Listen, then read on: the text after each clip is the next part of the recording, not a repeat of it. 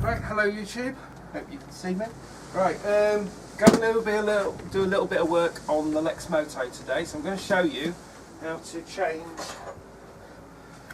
the front sprocket. I'm going to change the front sprocket, but the likelihood is we're going to have to change the back sprocket as well at some point when I get one. So today I'm going to show you how to change the front sprocket. So let's get on with it. Hey, a 1, a 2, a 3. So we've got the front sprocket here, and as you can see there's 2 bolts that come out, and what we've got to do firstly is get the chain off. But on this little Lexmoto you've got a cover, I do believe goes, is it the right way around? Yeah, it's the right way around. It goes on there, 2 bolts, you just undo the bolts, they're 8 mils, pop that off and you can get to that. You can see how loose that chain is actually. So the first thing to do is to loosen the back wheel so we can get the chain off.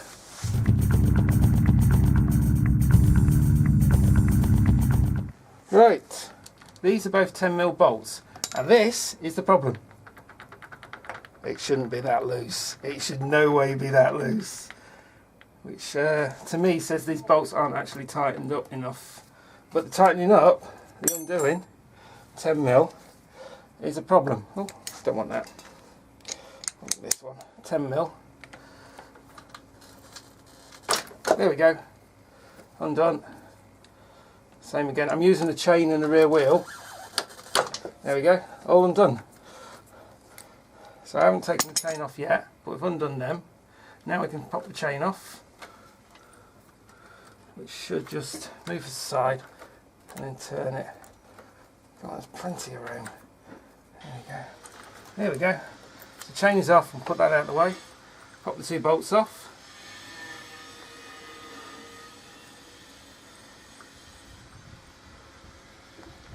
Pop this off. So remember the order these go in.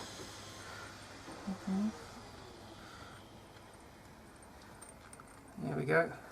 There's little notches on there. Pop that off. So we've got the 2 bolts. Pop that off. And this should just slide. Yeah, we'll have a look. And that is actually pretty solid, so not a problem.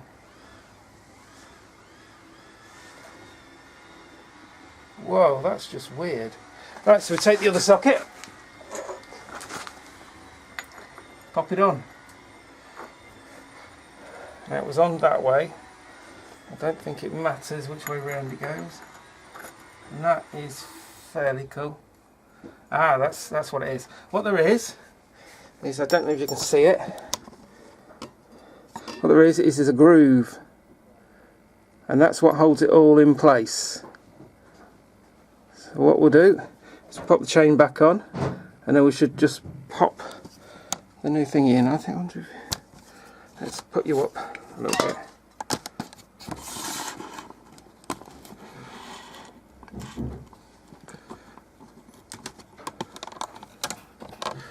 Pop you around. Oops, stay there. Pop you around there. So we've got it on. It is fairly loose, isn't it? And what we'll do is we'll pop the chain back on. This will make it easier to put it back on. This it makes it easier to get it back on. It should just ride round, but I don't think it's going to. So what we'll do is we'll take the sprocket and then pop it back on. Chains on. Chains on. And we'll take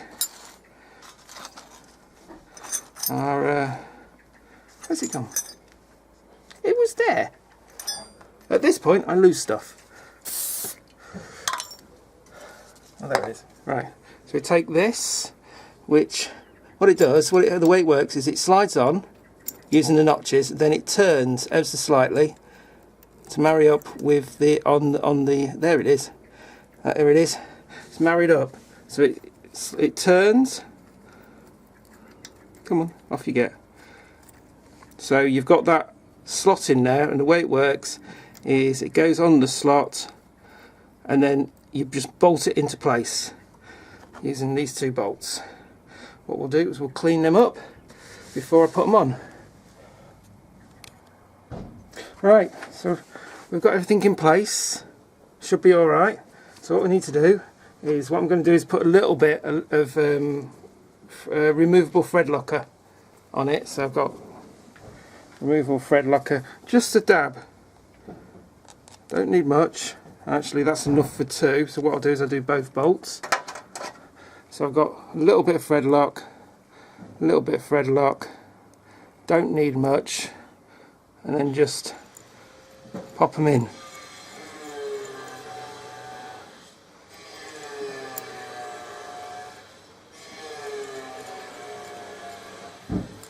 And then tighten them up.